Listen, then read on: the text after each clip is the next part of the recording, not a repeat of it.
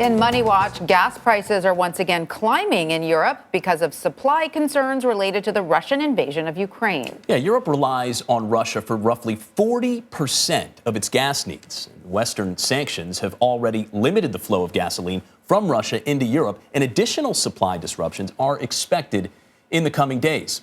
Russian President Vladimir Putin announced an order last week that would require unfriendly nations to pay in rubles for all gas purchased from Russia. Now, the U.S. and the EU have already rejected the Kremlin's demands as they work to sever most of the European Union's ties to Russian gas by the end of the year. Let's bring in Josh Wingrove for more on this. He's a White House reporter at Bloomberg. Josh, welcome. Of course, as you know, Josh, when you remove one source of energy, you have to replace it with something else. The demand still exists. So how is the U.S. helping Europe become more energy independent from Russia? Yeah, thank you for having me. And this is no doubt a tricky one. And we've got sort of, two tracks to it. We've got gasoline, what you fill up your car with.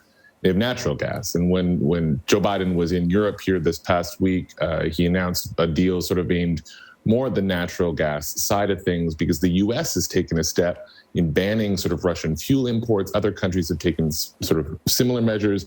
Europe, though, hasn't. And that's because they rely more heavily on Russia than the U.S. In other words, they don't have the elbow room that the U.S. has to try to take these measures.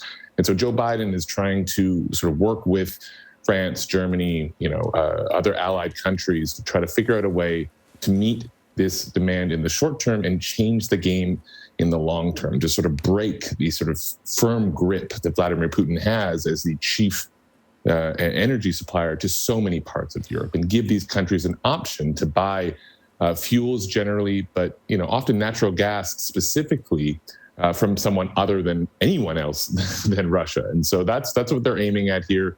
It's two-pronged. They're essentially searching the sofa cushions, trying to find whatever gas they can in the short term, and long term. It's going to need a lot of construction, a lot of development. They hope that natural gas production here in the U.S. will increase, and the Europeans will build new terminals, pipelines, storage facilities, so that gas can go from on ships from the U.S. and from all other sorts of places around the world to Europe, so that those countries have an option to buy from anyone other than Vladimir Putin and Russia. So, Josh, to drill down a bit on your point, no pun intended, and to put some numbers to what we're talking about, Russian gas accounts for roughly 40% of Europe's consumption.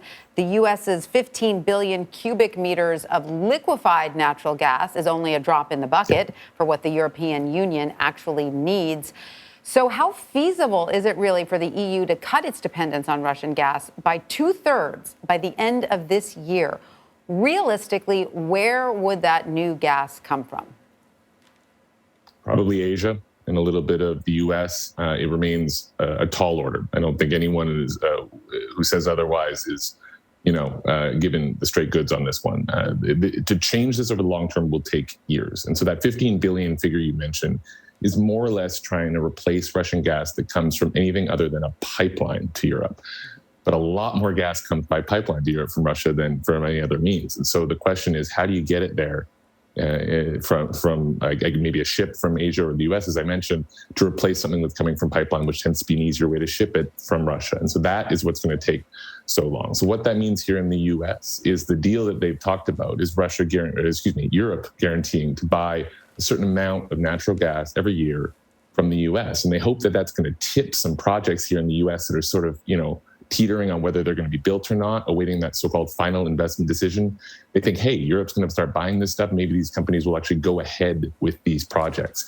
In the meantime, Europe's going to need to build, as I said, these new terminals, new storage facilities. You got to store gas often because you ship it year-round, but it gets used most, of course, in the winter when people are heating their homes more. So a lot of moving parts on this, but they definitely, I guess they would say that they need to, every journey starts with one step, and that's sort of where they are now. I should note the U.S. is a net exporter of natural gas, and we've all been seeing prices at the pumps rise here in the U.S., but natural gas markets tend to be more regional. You don't feel the same oomph when there's an impact one place from another. And so while gas prices at the pump are expected to sort of not be low anytime soon, to say the least, natural gas prices and the friction here in Europe, so far, at least in the White House's view, is going to be more isolated. In other words, Americans heating their homes won't feel as much of a pinch as Europeans trying to heat theirs. Josh Wingrove, Washington reporter for Bloomberg. Thank you so much. Thanks.